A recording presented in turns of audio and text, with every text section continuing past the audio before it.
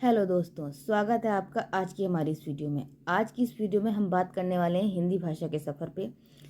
क्या है हिंदी का इतिहास, कैसे हुई इस शब्द की उत्पत्ति और कैसे बनी ये भारत की राष्ट्रभाषा।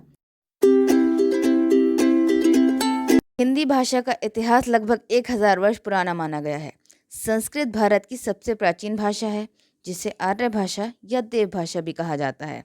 हिंदी इसी आर्य भाषा संस्कृत की उत्तराधिकारी मानी जाती है, जो 7वीं शताब्दी सीई में उभरी। शुरुआत में ईरानी लोग सिंधु नदी के तटवर्ती भूभाग को हिंद कहते थे, लेकिन धीरे धीरे वे पूरे भारत के लिए हिंद शब्द का इस्तेमाल करने लगे। आगे चलकर हिंद में एक प्रत्यय लगने से हिंदी शब्द बना और बाद में हिंदी में से का हटा दिया गया और वर्तमान नाम हिंदी अस्तित्व में आया। हिंदी का मतलब था भारत का या हिंदुस्तानी।